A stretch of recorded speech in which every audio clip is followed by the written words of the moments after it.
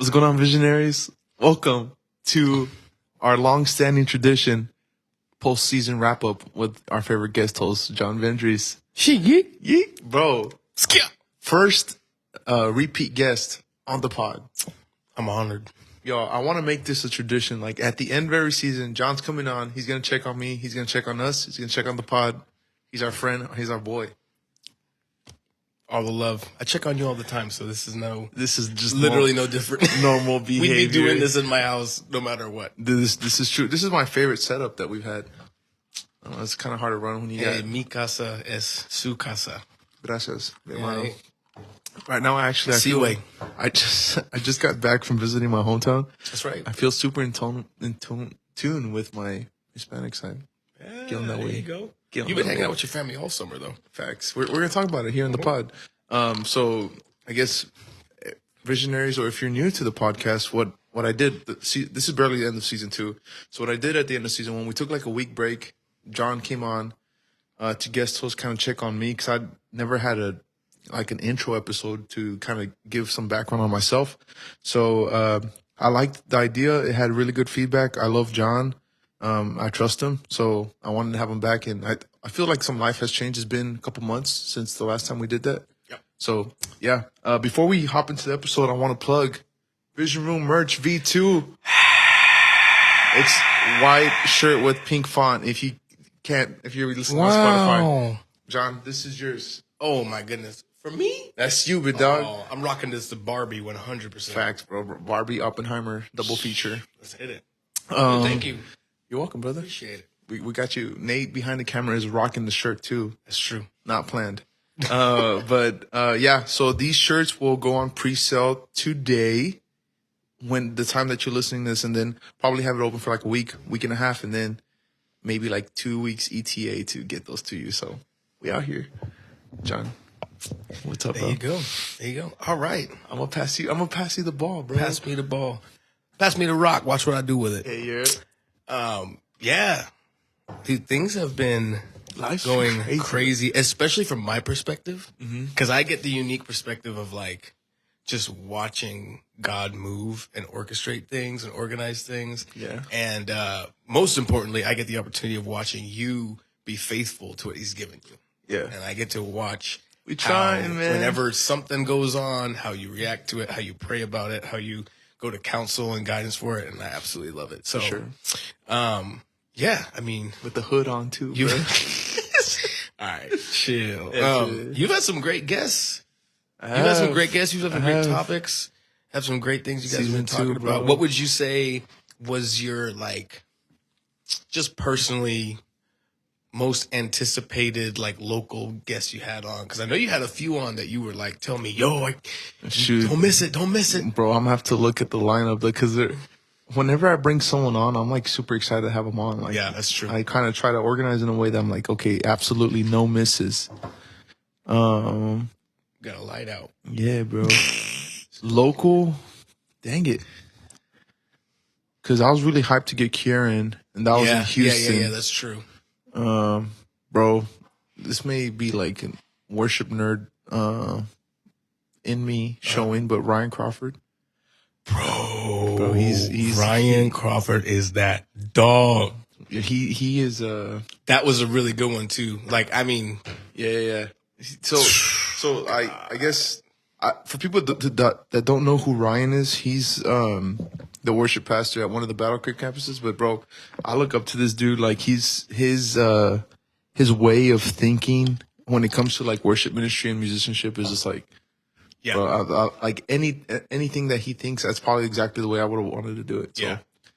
He's now insane. I tune my guitar the same way he does. So it was just fun to hear his story, bro. No, that was he is probably great. maybe the longest one this season too. Yeah. Yeah, we were just vibing. It was just like one of those where I was like, didn't keep an eye on the clock or anything. We just went. Yeah, it's crazy with him too because he's like an extremely good role model outside of the worship world too. Yeah. Like, he's a great husband. He's a great dad. He's a great leader. He's a great all of it. So shout out to Ryan. Yeah. He knows. He knows. But that's bro, my guy, all the man. Vision Room, Ben, Eden, Yeah. Hope, Tanner, Yep. Andrew, bro, it's the whole Yeah. gang. It's that was a fun gang. stacked season. It's a tax. Yeah. And you got even more coming. Bro, what's so funny is that I remember that when we first did this, I was hyped that we had reached 1,000 listens. Yeah. And this season, like before we even finished, we reached like 2,000 like before. But I think it wasn't all season 2 though. I think people that were barely hopping on the train would start at episode 1. Yeah. So like right now, the most listened to are like the first 4 episodes, like Caden, Brian, James, Maddie, and Destiny. Yeah. And then the one with my dad, surprisingly. Yeah. Hey. Maybe not surprisingly. I don't know. That was I didn't know how I didn't know how that one was, how it was gonna pan out. That's fair. But I get it. I didn't think people want to hear me talking to my dad. No, I might have to bring him back on for the analytics. Yeah. But yeah, season 2's been fun, bro. I think it felt like it moved slower just because I think the majority of it released during summertime, and that's when like people are traveling and stuff. And like I think the first season also was like the first one, but it was during the fall, and that's when people were like typically in their work mode. Yeah. So I don't know. That's cool. Yeah. So yeah, that was season 2. How do you feel like your life this past season has been outside of the podcast though? Of course, I get like a front row seat to it. But what am I for all doing the right visionaries out there? Yeah, it's what they want to know. I forgot what I told them last time, but just recap where my life's at right now. So I work at the hospital, and I changed my schedule. So I was working like 5 days a week, and then not like a normal responsible adult and have to ask for PTO and stuff. But then I changed it to this thing where it's technically full time still, but I just work less days, longer hours. So because of that, I just traveled a lot this summer, bro. Like I would work 3 days, be gone, and come back the following Wednesday. Like, bro, I promise y'all, like from June to right now, it's almost the end of July. Yeah, I've been gone like every. Yeah, you did Texas, you did Miami, you did New York, I did Idaho, super random. Idaho. Going to Dallas in like 2 weeks, and then I'm done. And then I'm done. You world traveler, racking up them miles. Yeah, man, but it's been good. I kind of learned a lot. It kind of helped feed my creativity a little bit. We'll talk about it here in a little. Yeah. But yeah, bro. So I'm working at the hospital. Been traveling a lot lately, but that's not like a normal thing. It's just like a summertime thing. I've never traveled that much in that amount of time. But right now, literally, like singing at church, podcasting, working out, trying to have some kind of social life and rest. That's my life right now, dude. Yeah. So I'm just trying to get vision for where we're going and the podcast, and even myself. Like I was talking to my dad when I was down in Texas, and I'm just like, I think all my life I've had like a goal, like graduate high school, graduate college, get a job, and then move to Tulsa or finish the internship. Where it's always been like, I've always felt like I've had some kind of finish line that I've been working towards. And now that I'm 26, it feels like now the world's just like open, and there's not like any pressure of any finish line for me right now. So I'm just praying about like, where do I go? Where do I press? And like, I think right now my inkling of what I would like to do is like worship ministry, podcasting full time. But I had a friend recently kind of tell me that he felt the Holy Spirit saying that my prayer for right now for this season is like, God, where do you need me? Because I have such a like big dreamer, visionary capacity that I could feel like I need to be doing all these things. But I think you said it one time, if you try to be everything, you'll be nothing. So I think right now what I'm trying to get transparently is just direction, bro, because there's a lot of things I can do. And I don't want to get bitter or not feel fulfilled because I'm not where I want to be. So right now my prayer just has to be like, God, where do you need me? And be okay with what he takes away, or what he, like, if he says just work at the hospital for another. The pruning process. Yeah, man. So I don't have all the answers, but right now I'm just controlling what I can. Yeah. Being present where I can be, loving the people that I can. And I think traveling a lot has kind of helped me like just kind of break the normal cycle of routine and kind of get some perspective on the world outside of my daily living. Yeah. But Yeah, I feel like the New York trip was probably really good for that, and the Miami trip, because you got to get around just some other people who are also super creative, super inspiring, and kind of get you out of that local mindset. Yeah. I don't mean that in a bad way. Yeah. But there definitely is just so much good that comes out of fresh perspective, whole new environment. You know, seeing just what other people have been inspired to do and be like, oh dang, like, and it's not so much that you're like steal their ideas and stuff like that. You know, Yeah, it's just not get inspired. plagiarism. Yeah, for sure. It's like take something, you get to, you know, chew up the meat, spit out the bones. You know what I'm saying? Bro, we can like just quick sparks notes on each trip. Yeah. The Miami one, like no shade, but the people are like freaking beautiful there. Like it literally looks like an Instagram post got pulled out and it's real life. Like everyone's fit was crazy. Everyone's skin was perfect, super Hispanic. And then when it came to the church stuff, maybe you could like empathize with this, but I felt bad because it was perfect. Like it took a perfect execution of a service to get through to me spiritually. Maybe that's something that's wrong with me, but as a worship nerd, I'm always criticizing. Like we talked about this, like every like lining thing where they hit that song wrong or that song sucked or all this stuff. And bro, literally they had Cody Carnes, Kerry Joe, Aiden King, like Rich Wilkerson, like all these people, and I was like, yeah, bro. Like there wasn't anything that I could comment on, so it was good because it was liberating for me to just kind of trust them in that moment and get awoken spiritually. But that was my little takeaway. Like I had fun. I just felt bad that it took something like that to get through to me.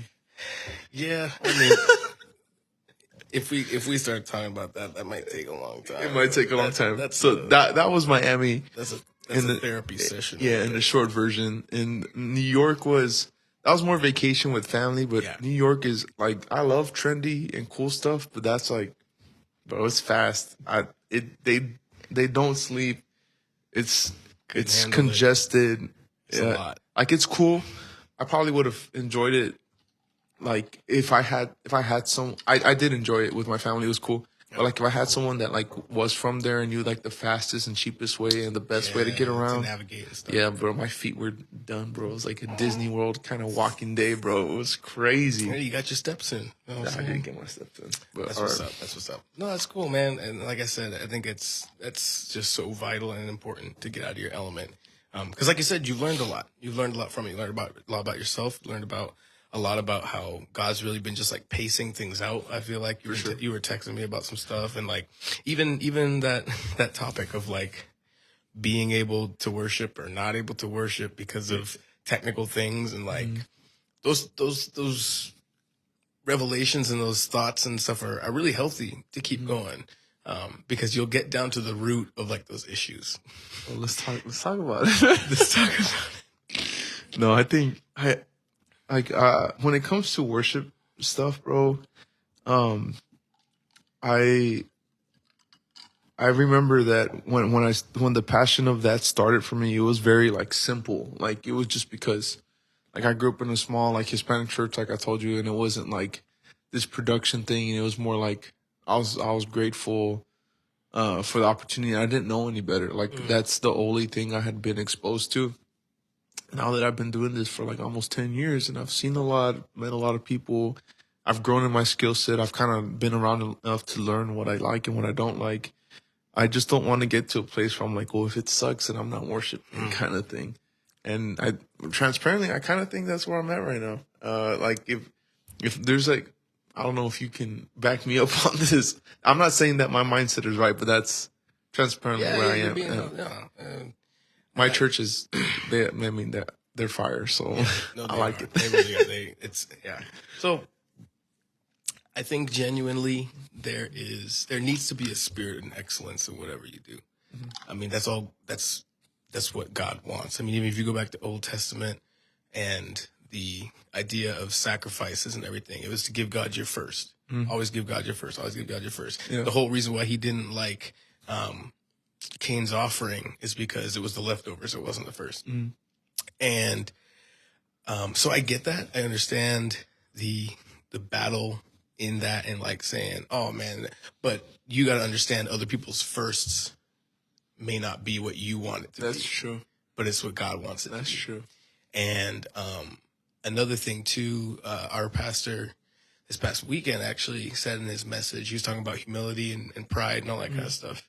And he was talking about how, like, in leadership, you will fall victim to pride if you can't allow yourself to be taught by somebody who is, you know, in a lower position than you or is younger than you or anything like that. Like, if you come to like this realization that, like, oh no, I only look to people who I view as greater than me for advice or example or anything like that, you will fall victim to pride because you're not allowing what God's doing in somebody else to speak to you, and God may want that. And I needed that. And I think that's huge, just because, like, one, you're allowing, as much as we want to say that it's, oh, just me, man, I got these big tails or whatever, it's like, but as much as we want to say that, there's a factor of, like, your flesh is playing into that a little bit.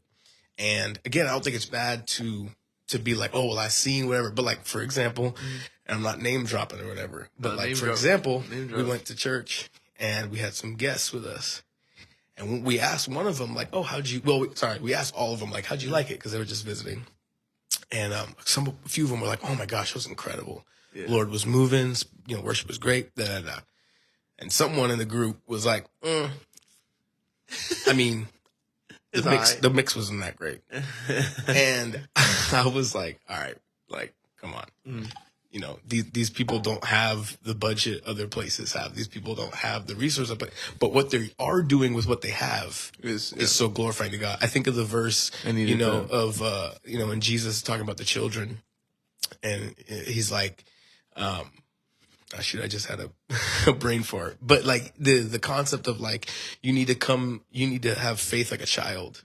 And that idea of, like, how children have awe and wonder. It's not necessarily that, like, you're so just amazed by everything, and so then therefore nothing's amazing. But it's like, if your faith is that of a child, where, like, God, I cannot believe you're doing this in every situation. That's what Jesus is talking about, is to realize, like, okay, you didn't get Vision Room didn't get gifted, $50 million, or something like that. But it's like, no, but you have people who are sponsoring episodes. Praise God for that. Like, anybody else could look at that and say, oh, that's not successful. They didn't do this, they didn't do that. But that's comparison. Comparison is thief of joy. Like, so in the same way, when you go to a worship experience, I always encourage people. It's like, especially if it's something you're not used to. Like, because there's those people who go to big, incredible worship experiences, and they're like, oh, this is all for show. And I'm like, oh, well, you just missed whatever God was trying to say to you. So it's the same way. It's the same way. It's the same thing. Way. And so, anyway, like I said, we could talk forever about that. So I don't want to get all into that. No, you're good, bro. But yeah, so I guess, did you have anything else you want to say on that? Not on worship stuff. I have some stuff I want to talk about, like about podcast stuff, and I have a question I want to ask you. I'll ask a question, then I'll move to podcast stuff. Okay. But so the last episode of season 2, I was talking to Dallas about we were talking essentially about relationships, and about how, like, when life gets hard, you kind of, like, your circle kind of, like, shifts around to the people that are actually for you. So I was curious, like, you, because you moved from Florida, you moved over here, and then right now you're like a husband and a dad, and you have, like, I think you have a core community, but I don't see you, like, stressing about trying to make all these different circles of friends happy. And I think I'm there right now, where I'm trying to figure out, like, that core. Interesting. Instead of hopping around circles. I just want your brain on that real quick, just selfishly. Or has it that intentional? Or is that just how it worked out? I would say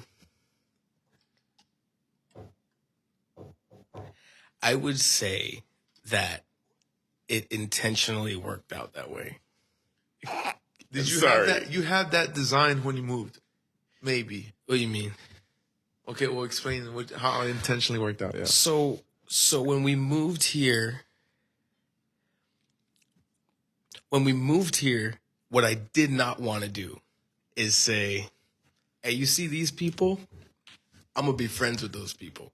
Yeah. I didn't want to do that because it's forced. It's because it's without saying, it's saying, oh, I'm gonna make it happen even if I don't need to be myself.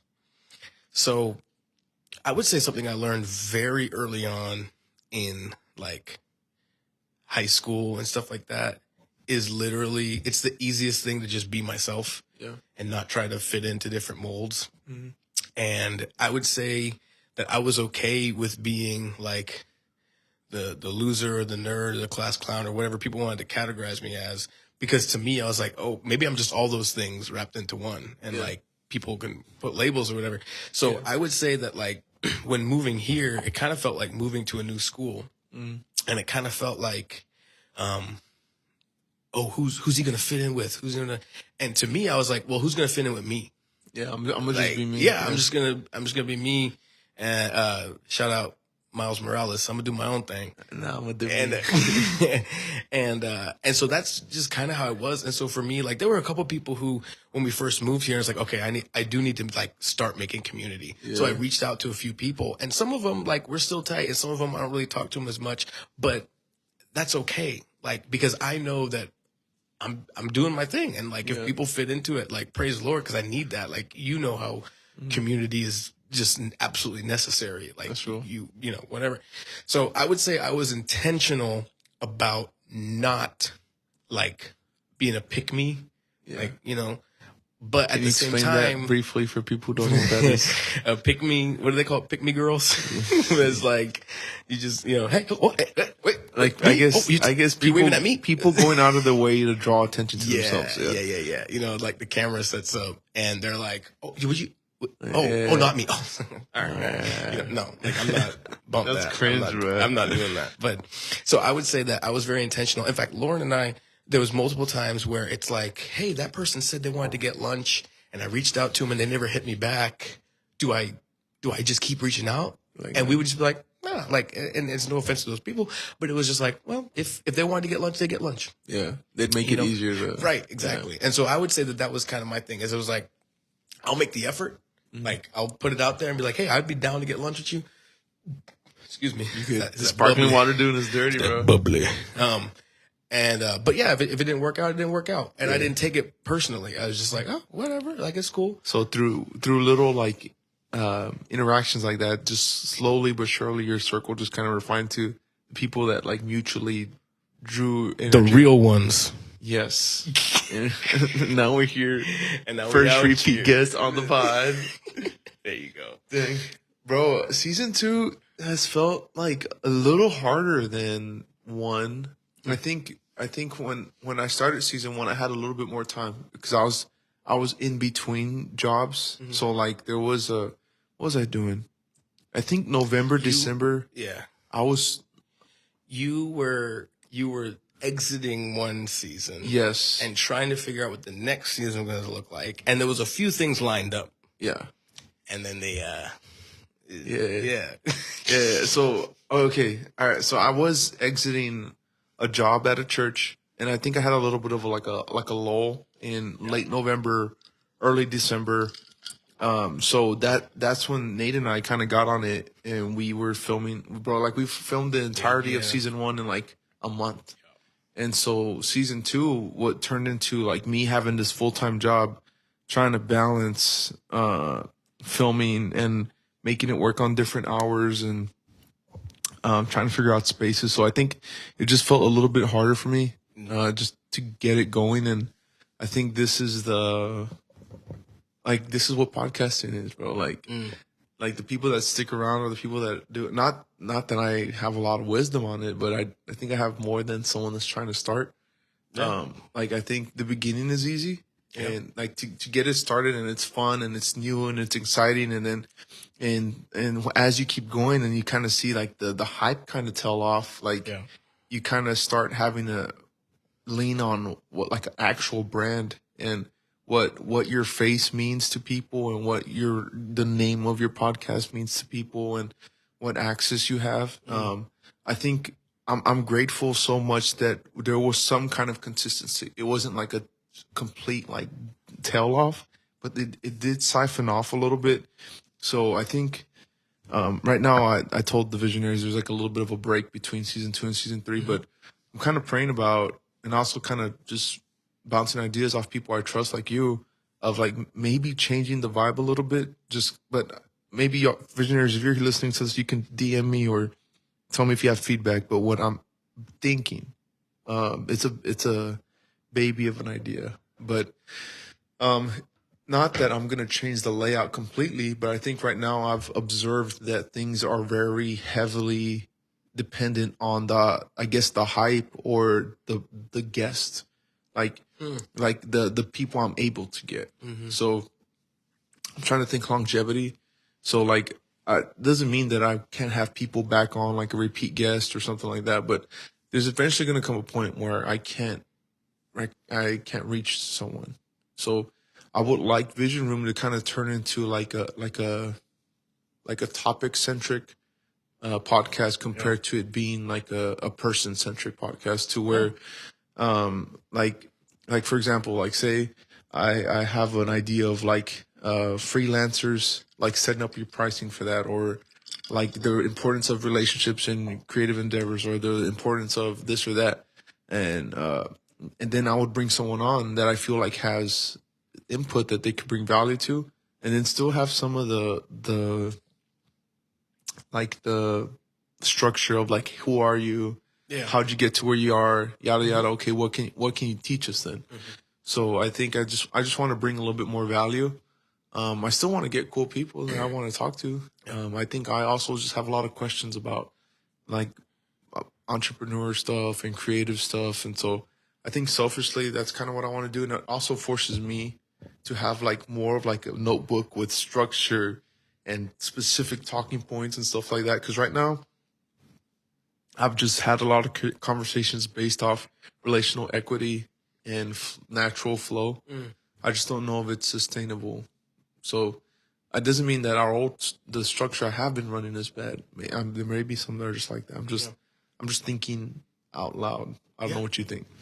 No, I like that. I remember you talked to me about that before, over at dinner. I think that'd be really cool. I think both, quite honestly, contrary to what you were actually just suggesting, but I think both feel natural. Yeah. Because you do that. You know, when you talk to people, like just in general, when you talk to me, like how it just happened. You just asked me for my input on something, like on a topic. So I think they both become naturally, but like I always encourage with you to do, like, you know, you were talking about, you started up and there's hype and people are kind of about it, and then it doesn't like drop off, but it kind of plateaus and it gets mundane. But I think another huge part, like we talked about with my feelings about podcasts in general, is that like, well, you love it. Yeah. Like you're hyped on it. You know, so if you don't feel other people hyped on like a specific thing, and obviously emotions are fleeting, so you don't really trust those, but if you feel like people aren't hyped on it, I would just ask yourself, was I hyped on this episode? Yeah. Did I do this episode out of survival, or did I do it out of like, no, this is good. This is gonna be crazy. That's what I mean? That's the word. And so I would that's what I would encourage you in, because bro, your bio literally says authenticity. That's it. That's it. But as we'll talk about here in a little bit, apparently, like I feel that. Yeah. I feel that, like with like the first couple of things happening and being like, oh, that's a wrap, like we're done. Yeah. And then realizing like, oh, what monster did I build? Right. What did I get myself into? But at the same time, like whenever I feel that way, I legitimately go, no, man, I like doing this. Like it's fun. Who cares if I never get another view? Who cares if I never get another share? Yeah. It's fun doing it. And as you know, I am like, this is just me personally. You know, you do your thing. I'm not telling you to like, you know, whatever. Yeah. I grew up at a church that never asked for tithe. Ever. When we made our new building, when we were growing like crazy, when we made a new building, we mentioned, I want to say at 3 services, just random services, not like, you know, Mother's Day, Father's Day, you know, whatever. It was just random service. We mentioned, hey, by the way, if you never noticed, we have a picture on that back wall. That's going to be the new campus. And there's a chest next to it. Almost look like a kid's like, you know, you open up and get candy out of it type thing. And they're like, if you feel the need to give towards that, go for it. Like, we never passed a bucket. We never asked for tithes. Yeah. We never said, oh, if you want to give, you know, text the number on the screen. We never did any of that. And God, you know, people just knew, like, oh, we go to church, we tithe, whatever. And I would tell other churches that. Yeah. Because, like, we'd have guest worship leaders and stuff, and they'd be like, hey, when do y'all do the giving? And I'm like, huh? Yeah. And they'd be like, oh, I'm gonna go to my church and tell them we're gonna stop. I'm like, no, hold on. It works for our culture. It works for our culture. This is something that the Lord told our pastor, and we've been doing it for 20 whatever years. Please do not go back to your church and be like, all right, guys, that's it. Why did the income drop off 15% in one Sunday? So I say that to say, I'm not saying this for you, but I know that I personally have the conviction of, like, do not put me, yourself, on like I gotta crank out more content. I gotta get another video done. I gotta do it, because I just know, for me personally, that's not healthy. And I know for me personally, I would screw it up, because I would do it out of survival. I would do it out of comparison. Yeah. I would do it out of, I mean, like, I texted you, and I know we're going to get into it later, but, like, you know, I hit up Cap Jones, and I was like, hey, bro, like, we're going to come shoot one of your bouts, your matches. Yeah. What do you call them? And, and he was like, oh, yeah, I got one coming this Friday. And I was like, oh, no, but, like, we'll get to it. Yeah. You know? And, like, he was just doing the nice thing by being like, oh, yeah, there's one coming up right now. But I'm like, no. I know that God has told me, like, just wait on it. Yeah. Just wait on it. And that's a personal word. So, I mean, I always encourage people, don't stress out about timing and stuff like that. But at the same time, like, you know what God told you. For sure. So, I'm a logistical, like, organized brain. Yeah. So I think for me, consistency makes sense to me. Yeah. So I think that's why I was so adamant about, like, filming hella ahead of time. Yeah. But I think, like, as we film this right now, I'm like out of episodes that I'm like ahead on. Yeah. So now, like, I probably won't post anything in August, and just say la, and maybe start like late August, early September. But yeah, man, that's just something that I think at 30 episodes is like nothing, not easy, bro. No, we freaking did it. And you did it. Yeah. So that being said, I'm going to ask you how the pod has been going. That's the question. But I want to point out that the last time we talked, I asked you about your dream guests, you know, top 5, whoever. And you had your dream, you had on the podcast, between the last time we talked and now, you had your number one inspiration for the podcast on the pod, Max Tuning. That's wild. That's wild. Season 2. This ain't season 10. Doesn't feel wild, this isn't the 50-year anniversary. This man said, man, it would blow my, it would be the greatest honor to have Max Jr. And the boy went and got him. You crazy, man. Crazy. You want the story of how that happened?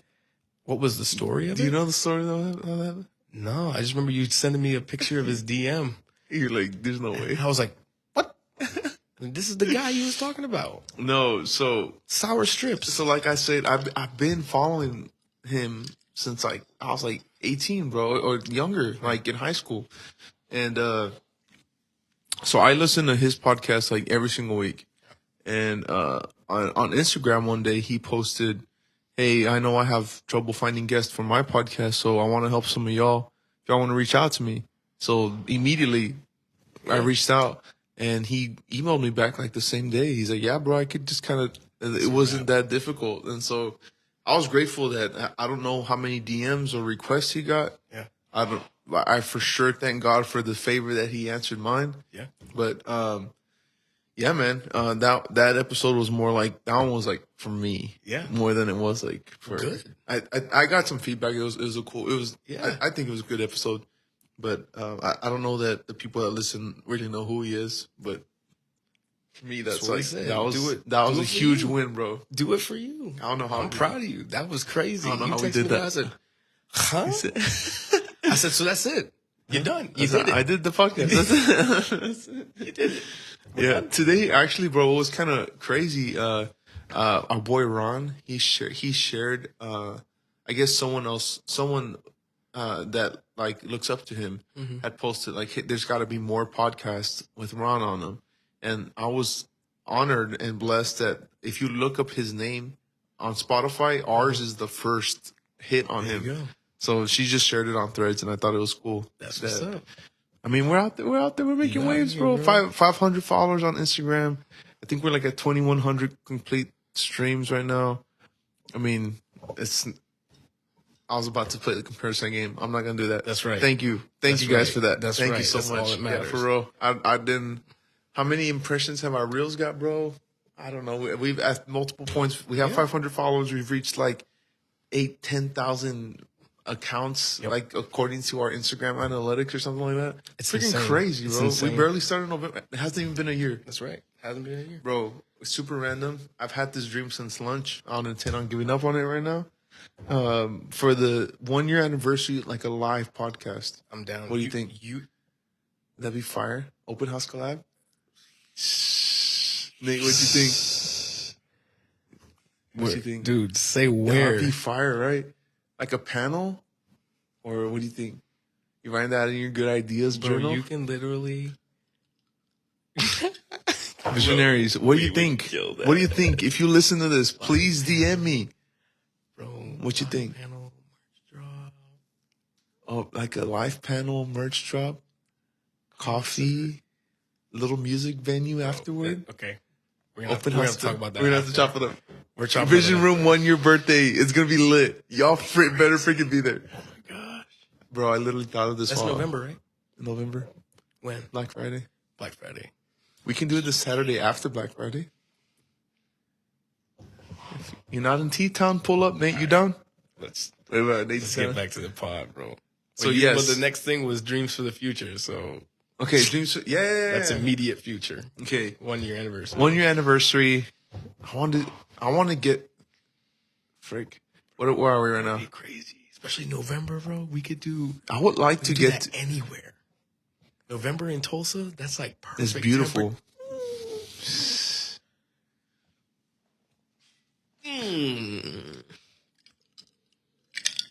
Selah. We're not gonna rush. Bro, we need a dream session this up. We'll do it. Because we need like an MC, the actual filming of the pod.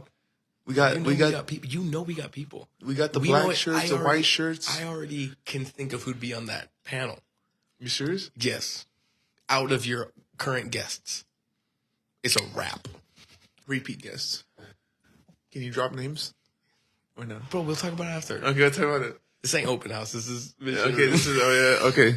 We're gonna collab with Open House. We're gonna talk about what that is in a little bit. Okay, dreams for the future.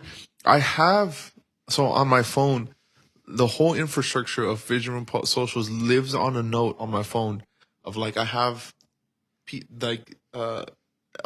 episode order, people that I want on, people that I know that I can get a hold of, people that I think would be harder to get a hold of. But I think right now I have like 10 or 12 episodes of like people that I think I could get for season 3. Let me see if I can read off some names. Let me see. I have Evan and Eris. So Evan and Eris actually did come on season 1, but the audio was so messed up, so we had to redo it. We just have growing pains. We have not been able to get back up, but I promise we will. There's this dude, Josh Erb. You know who he is. Yep. Mm-hmm. Crazy videographer, did stuff for NFL Draft. Now he does like his lane, I would say, like D1 prospects and like athletic brands and stuff. But I met him through church, but bro, he did our overflow promo stuff. Yeah, he's crazy, dude. He's crazy. That one was cold. I remember that video. That was cold. Bro, you know Timmy Ariza? Mm-hmm. Yeah, singer. Yeah, singer. I think he's in Dallas now, but I'm gonna go get an episode from him. I'm gonna have Caden come back on. There's this other guy, I call him my twin. Yeah. Yeah. For the 1 year. Who? Kieran for the 1 year. Oh, brother, I'll be. All right. Sorry. I'm sorry. Okay, Caden's gonna come back on. I want to do one with James and Brian. Yep. I think that would be like a bro sesh. I have my cousin Samuel Ash. He's like a producer out in Atlanta, but he's like for real my cousin. And he has a crazy story, bro. Like, now he's like married with a beautiful baby, but like he's from where I'm from, and to make it like the artists that he's working with, the stuff that he's doing now, it's crazy, bro. So I got some people. I got some people. Season 3 is gonna be lit. Good. I would like to get to 50 for the 1 year anniversary. I don't know if it's possible. Is it possible? Is there 20 weeks from now till then? September, October, November. Oh, no, I don't think I can do it. You don't know. We'd have to drop like... Are you counting right now? 9, 10, 11, 12, 13, 14, 15, 16, 17 weeks. At least. Plus this one? You could do it. You could do it. You could do all things through Christ who strengthens the podcast. Shout out both shows. We can get to episode 45 for the pod for season. Just have to make a couple double features. Double features, double headers. Double headers. Double headers. Yeah. So yeah, right now I still want to keep going, bro. I'm having fun. But with the pod. Oh, with the pod stuff? But now I'm hype about the 1 year anniversary party. Bro. I have so many thoughts going through my head right now. All right, I'm to take the ball now. All so right. We mentioned Open House. Open House is a brainchild of John. Bro, I don't know. I'm explaining to you how I explain it to strangers, okay, and then you tell me what it actually is. Okay. So I believe Open House is like a creative entity, a collaborative group of people, primarily creatives, to steward the already existing move of God, right? So I would say the lane of Open House is content creation / community building, right? Mm-hmm. I don't know how to explain it, and we've done BTS for big productions. There's YouTube videos, there's interviews, maybe merch. Like this is this big creative juggernaut that I don't. Yeah. This is your thing, and I see the vision. Just we're gonna listen back to this podcast and be like, bro, remember? Yeah. All right. Yeah. Your turn. I don't know how accurate I was. Yeah. No, you're pretty spot on. So yeah, I'd say so. The heartbeat behind Open House, or like our slogan, whatever you want to call that, is stewarding the already existing move of God. And what that basically means is that we're not doing anything new. This isn't like, oh, you gotta join us. This is the new thing. No, what we're doing is we're taking what already is happening and bringing it to a place where it's as clear as day and people can actually see what God is doing. Because God moves so much in every day. Everybody's life, right? Yeah. And he wants to use everybody. And a lot, honestly, like a lot of the inspiration for like who we pick to like do stuff with. Because you have a core team. Yeah, we got a core team. You're on it. Shameless plug. You're on it. Ant and Ash, Revision Studios. My dog Nate has been hopping in on it. And Ron and my wife, of course, she's incredible. And Ozzy. And but the thing about it is I've been really inspired by all the people in the Bible who got like one mention. Like really inspired by the people in the Bible who get one mention. They're in there. Yeah, they are in there. They're in there. Or this is another big one. I'm not going to talk about it for too long. How many disciples are there? 12. All right. Do you know all their names? No. Okay. But there's 12 of them. They're named all at least once because we know there's 12 disciples. How many of them wrote books of the Bible? 3 or 4. 3 or 4, right? Yeah. How many books of the Bible did Paul write? Like a lot, right? Yeah, a bunch of the New Testament. He wasn't a disciple. Yeah. How do you think Thaddeus feels? Thaddeus is one of the disciples, by the way. He's in the Bible. That's real. He's a follower. He was homeboys with Jesus and gets like maybe 2 mentions. 2 paragraphs. 2 paragraphs. 2 sentences. Yeah. I think about that all the time. And I think that's crazy because if I was in the Bible, I don't know if I'd be mentioned. Yeah. And I would have been actively seeking, like, because we live in a world right now, talk about podcasts and stuff. We live in a world right now where everyone's like, I got something to say and the Holy Spirit is moving through me. And that's true. Yeah.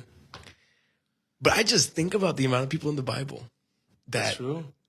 they're not listed. This is blowing my mind. They're not, whatever. Crazy. And so to me, I think about those people and I think, man, now first off, everything in the Bible is God breathed. It's all in there. It's all intentional.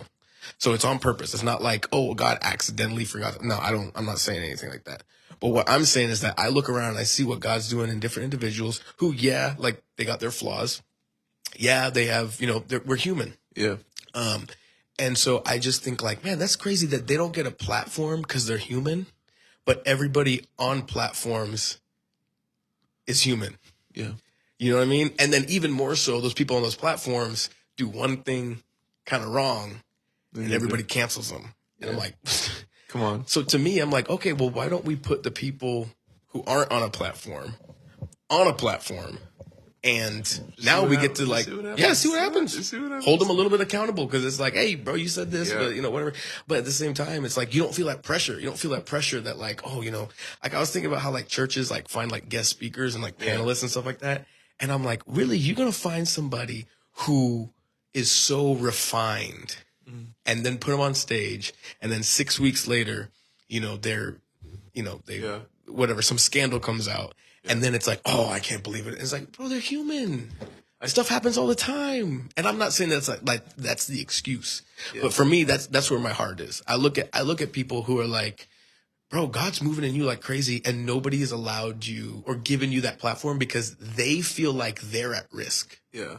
I'm like, I'm not at risk for nothing. I put Jacob on a podcast, and then 2 weeks later he drops, does something, whatever. I'm like, F-bomb on live TV. Drops an F-bomb. And I'm just like, that's straight. God's still working through him before. Like, it doesn't make it invalid. You know what I'm saying? Yeah. But anyways, yeah. So I think where Vision Room and Open House are kind of like cousins, or it's that I think I admire a lot the access and opportunity that you create because. Like you'll do the WYA sessions. Yeah. It's essentially where you at and highlight. You did one with Kyoto. He's like this super dope like artist, sells merch and stuff. But you created like people. I think he has some kind of people that know what he's doing. Yeah. But you, like intentionally put a magnifying glass on him and his story and his voice, and it's like it was like an intimate thing in his bedroom. But then also turn the coin around. You're at like one of the biggest churches behind the scenes at Victory, like Easter production, like chopping it up with some of the actors and some of the cast members. And, like, it's just, I think you just, I don't know how you find yourself in these spaces, bro. Well, so that's another huge thing. So like, talk about like the people in the Bible who don't get a lot of like, verbiage or anything like that. So another thing is, I find myself in rooms that I don't wonder, man, how did I get here? But I'm like, I feel like God really wants me to do something with this. Like he wouldn't put me in this room for no reason. And so, like even going down, you talk about like the relationships, like we were very intentional on being ourselves. And I ended up, tight with Kyoto, with Danny. And so I was like, God put this kid in my life for a reason. And I was just like, hey bro, let's talk about it. Bro, but you attract like these like super artsy peeps. Like he's like the artsy, like with his hands. Like he could draw.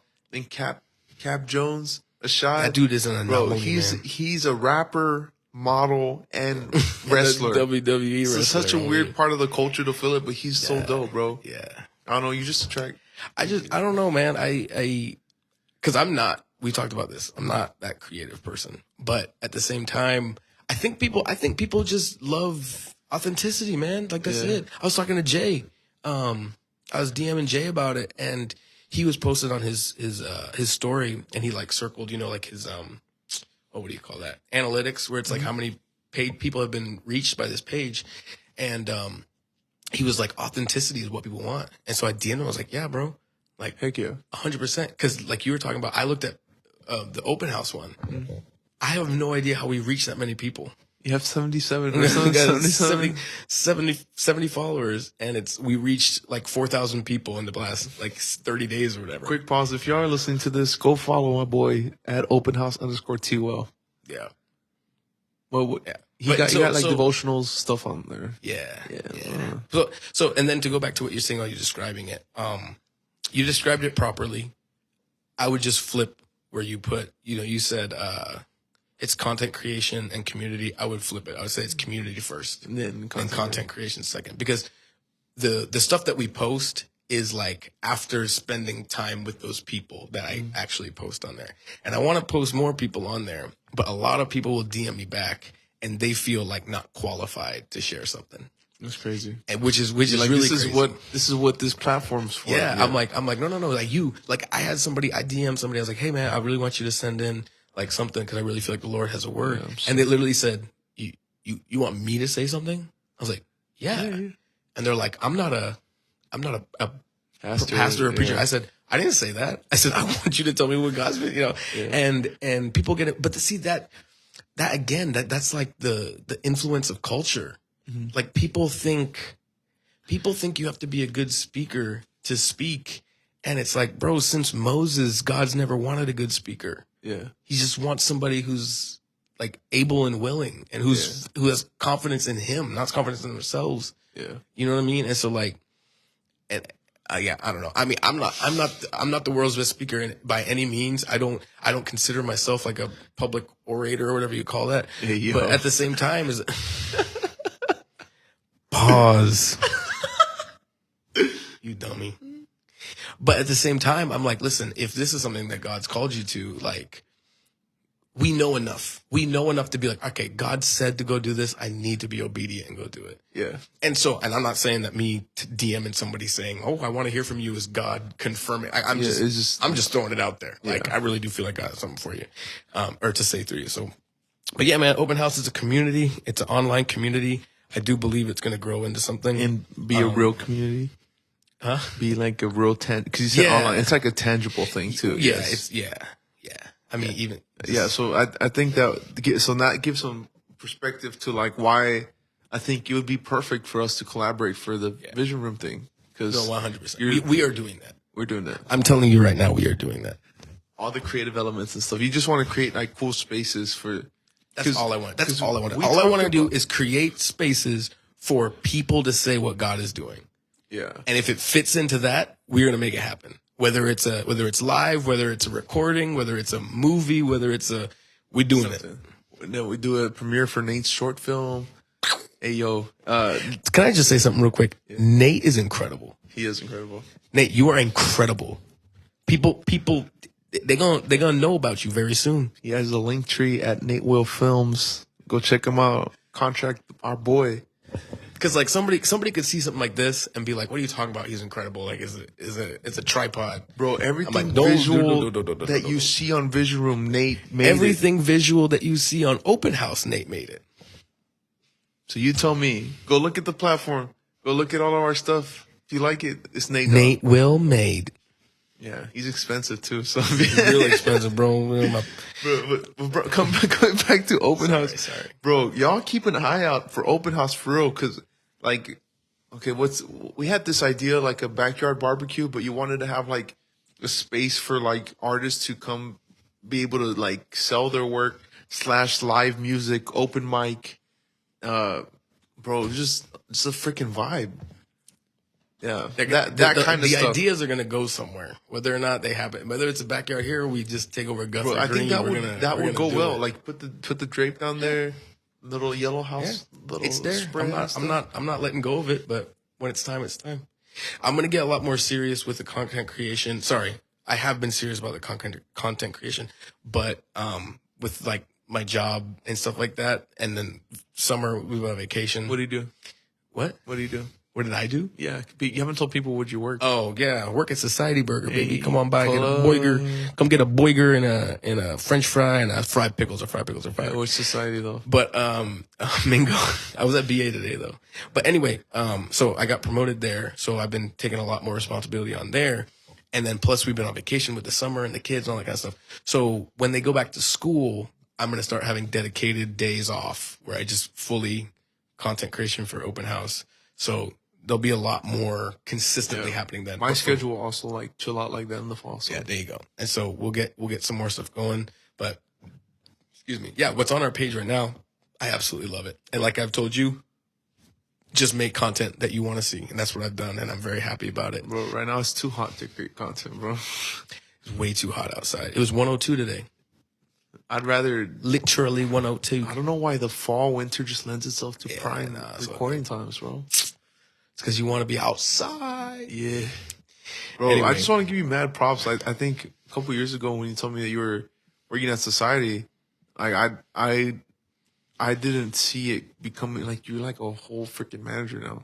Like you did not apply for that either. You just kind of like no, they made me do it. Leadership. They said we want you to be a qualities. Manager. What's crazy? Like besides that DM I just showed you, what's crazy is that like I'm giving people jobs. I was jobless a year ago. Wow, that just hit me. Dang, bro. That's crazy. I was jobless a year ago, and I'm literally giving people jobs. That's wild. Can you speak into like giving it 100% even if you don't like it? Jeez, bro, give it a. Cause you're like this stupid creative mind, bro. But you're out here chopping it up at Society. Bro, talk to him about the food truck idea, bro. This guy's, y'all. I'm telling y'all. Are we exposing too much? We're just telling him all our secrets. You're exposing too much, bro. Okay, you have to talk. No, so you'll see on the wall in our kitchen over there. Lauren and I just fully decided. We're like, hey, look, this year, one thing that we're gonna do is we're gonna be extremely just in love with our jobs, even if. And she used the word joy, and joy, the reason why that's important is because it's not happiness. Joy is something that you receive, and it's not something you necessarily, like, you have to make a conscious decision. I'm going to be joyful in this season.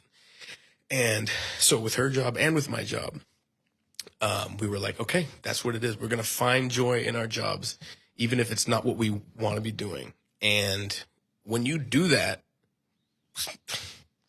that's what happens. Like when you're like, all right, Lord, this is what you've given me, and you're gonna bless it, and I'm gonna enjoy it, I'm gonna love it, and I'm gonna give it all I got, even though it's not where I want to be. Like you will literally find yourself. Because my biggest thing right now is like I come home and I'm tired, and the kids want to play and everything like that. They go to bed, and then afterwards, Lauren's like, oh, how was work? And I was like, yeah, it was great. And she's like, what's wrong? And I'm like, well, I don't know, man. Like. I feel like I'm in a space where I'm deciding right now, is this going to be my career, or am I going to like, it's true. Yeah. You know what I mean? And at the same time though, there's part of me that is actually like with the food truck thing that I talked to you about, I'd be so down to do that. Yeah. But then I stop and think, it's like, dang, a year ago from now, I would not have, I would have been like, oh, that means I gave up on life. Yeah. But when God just shows you that, dude, you could just have confidence in where I've put you. It does not matter. Like, I mean, I can't stress enough. It does not matter. If you are like, nah, man, God's got me at this hospital right now. There's literally parts of you that will be like, dang, like I have turned down worship opportunities to be at work. That's crazy. And I'm like, whoa. But there's also something so beautiful and freeing to me about being like, dang, I'm not a slave to ministry anymore. Like that's what we moved here for was to get away from the fact that like I was saying no to everybody just so I could be at a church. And now I'm literally telling church like, yeah, I'll get to you. Don't worry about it. That's crazy. Dang it, bro. That's what's nuts about like these like catch up sessions, because it really puts into perspective like, dang, I was not there a year ago. I didn't think I'd be here now, and I am, and it's wild. Dang it, bro. I'm feeling and thinking a lot. Nate, how long do we have on the thing? 10 minutes? Are you serious? Wait, how long does it say right there on the audio? We have to wrap it up. It says on the bottom. It's 64 minutes. We've been going for an hour, bro. Dang it. All right. We're going to wrap it up. That's what, I mean, that's all you want to do. I want to talk about a lot of stuff. We're going to have to... I'll have to just have a full freaking Jon Vendryes episode on season 3. I don't know. We'll do another one of these catch-ups at the... We want to do it at the after party of the 1 year. Bro, that 1 year thing's going to be... Bro, I already have like... There's so much running it's taking everything. I haven't stopped thinking about it since bro, you brought it up. It's taking everything in me. I'm just going to tell you what I'm thinking. It's going to be vibey blue lighting all the time. Everywhere. Where? I'm thinking ocean. That's what I thought too. I was thinking ocean. I'm gonna figure out if we can take down that ring light because you want to change it. I don't want people thinking like, oh, they got the ring light, they're cool. No, bro. Everybody uses the ring light. We are cool. We are cool. Cool, bro. What if we put like a blue light on the ring light? No, like a filter on the. That'd be fire. So it was blue for your thing. Anyway, that'd be fire. Okay, so live MC live episode. You could probably MC TBH, and then afterwards acoustic set with Kieran. Just acoustic keys, voice, like 2-3 songs. Everyone get hype and get home at a reasonable hour. Be beautiful. That's just the tip of the iceberg, bro. I got a lot more we could throw in there. We sell merch too. So do we sell tickets? Sell merch, sell other people's stuff. Like support some other homies while we're at it. It's done. But people would be there. Like, you have no idea. If you brought in the panelists that I'm thinking of, and you brought in a couple artists, Kieran, and then a couple other local ones, that place would blow up. What is it? What's he say? Get it? KYD? KYD? Kyoto. No, he's saying he's putting his... yeah. Oh, Nate, you play guitar for KYD, right? Bro, Nate, you would kill the, like, atmosphere if y'all do, like, some of y'all's vibe stuff. Like, as people... Y'all, keep an eye out for freaking Vision Room. What we didn't tell y'all is that my kids are sleeping this whole time. That's true. Bro, thanks for doing this, man. Dude, you know I'm here for you. Thanks, man. This is the only podcast I'm in total support for. Thank you. All right, Visionaries, we're gonna please go support our Instagram at the Vision Room Social on Instagram. I think we're on TikTok too, but I'm not the best at TikTok. But if you wanna, it's essentially the same content. So I'm gonna push Instagram because I understand that one. I like that one. If you want to support us in any way, click our link tree. We got like YouTube, Cash App, all the links on there. I'm dropping merch, so yep. We're shooting on Saturday. I think this drops like following week after. So whenever you hear this, go buy a shirt, hit us up. Check out Open House, all the things. Open House, baby. I'm doing the next one like this. I'm getting more comfortable. You want to do it like this? Yeah. Hey. And in this corner. Yeah, y'all, thanks for rocking with us for real. I'm a big dreamer and just have a big vision for where we can go. I'm excited for the 1 year party now. I see it. You got to keep it going. Season 3 is gonna be lit. Yeah, I'm just trying to support the homies, man. Just trying to support. Dude, I heard people underestimate the power of collaboration. Like, you go so much further, you go so much wider. I mean, we're not gonna get into it because we don't have the time. But like, that's why everyone loves Spider-Verse. Yeah, like that's why you just bringing everybody into it. That's why everybody loves Smash Bros. That's real. You bringing everybody into it. Like, I heard one of my bros say, like, he's like, "What's the point of leveling up if I can't bring my people with me?" There you go. That's the bar. There you go. Yeah, we'll chop it up later. But Visionaries, we'll catch you next time. We love you. Bro, that did not feel like an hour. It didn't feel like an hour. The only reason it felt long to me is because Pablo was freaking banging on the door the whole time. I was like, bro, this freaking dog. Oh, I just locked up. Bro, no, you're done, bro. 1 year party is happening. Like, I will make it happen. You don't have to do anything. That is happening.